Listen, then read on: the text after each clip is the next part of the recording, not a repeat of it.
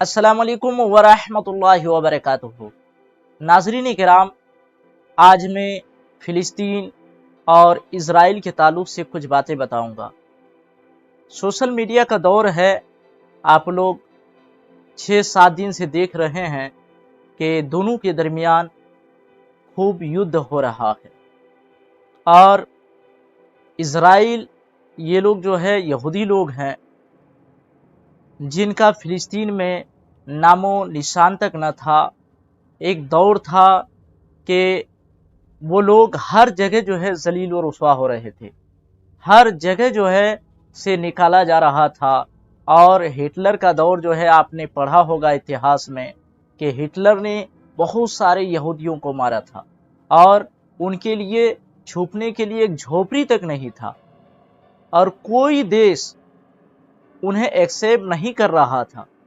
आखिरकार एक फ़िलिस्तीन के मुसलमान ही था जिन्होंने वहाँ यहूदियों को पनाह दी, और वहाँ यहूदी 1 से लेकर 100 हुए, 100 से 1000 हुए, 1000 से लाख हुए। यानी धीरे धीरे से वहाँ हर इलाका से जो है यहूदी लोग इकट्ठा होने लगे। और फिर बात यहाँ तक आ गई कि यहूदियों का जो है एक अलग देश हो और वो उसका नाम इज़राइल रखा जाए। मेरे अजीज दोस्तों, ये मुहावरा मशहूर है, मेरी बिल्ली मुझी को म्यों। क्योंकि देखिए, फिलिस्तीन ने अपने घर में यहूदियों को बसाया, इजराइलियों को बसाया, और फिर उसने जो है इज्जत दी, अदब व एहतराम दी, अपनी ज़मीन दिया, बसने के लिए दिया। और आज वही इज़राइल फिलिस्तीनियों के जान का दुश्मन बन गया है, उनको कहीं तक का नहीं छोड़ा। आज हमारे फिलिस्तीन मुसलमान भाइयों पर जुल्म और सितम ढा रहे हैं, हमारे बच्चों को मारा जा रहा है, औरतों पर जुल्म और सितम ढाया जा रहा है, नौजवानों को कत्ल किया जा रहा है, और न जाने कितने तरह की जुल्म और सितम ढाई जा रही है।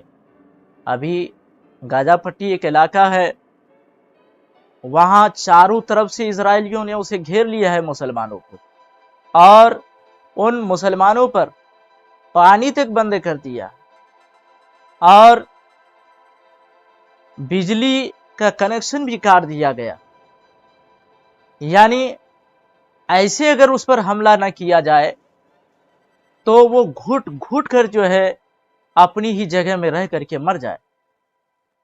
मेरे अजीज दोस्तों, ये कहना बेजा ना होगा कि जिस तरह मैदान करबला में हजरत इमाम हुसैन रज़ियल्लाहु अन्हु और आपके चाहने वालों के साथ जो है हादसा हुआ था और यजीदियों ने आपके साथ किया था, आज फिलिस्तीन के मुसलमानों के साथ इजराइल लोग कर रहे हैं।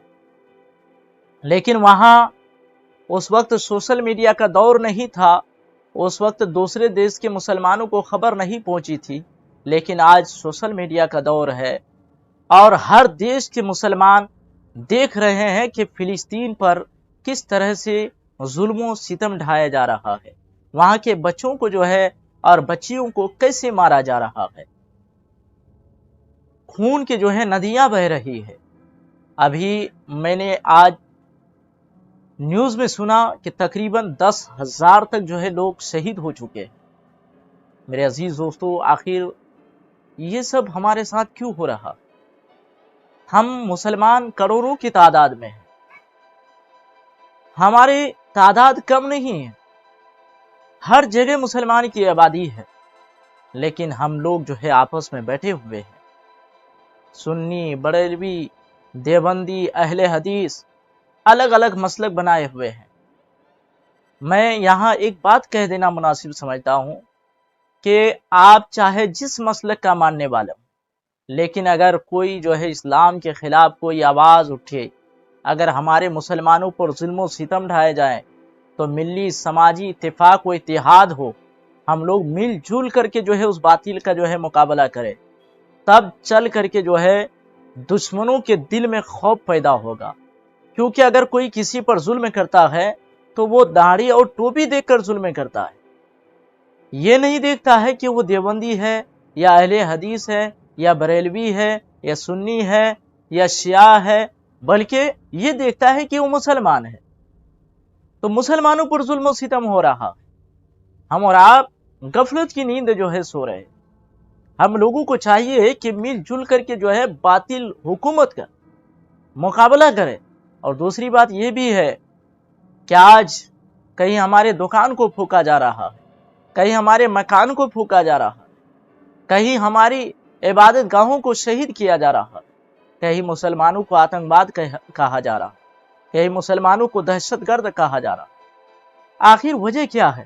کبھی آپ نے سوچا، کبھی آپ نے غور کیا کہ وہ قوم جس نے پوری دنیا پر حکومت کی تھی، وہ قوم جس کا رعب و دبدبا قیصر و کسریٰ کے دلوں پر بیٹھا ہوا تھا، وہ قوم جس نے مظلوموں کو ظالموں کے ظلم کے پنجہ سے نجات دلائی تھی، وہ قوم جس نے جہالت و تاریکی میں علم کی شمع روشن کیا تھا، آج وہی قوم جہالت و تاریکی میں بھٹک رہی ہے۔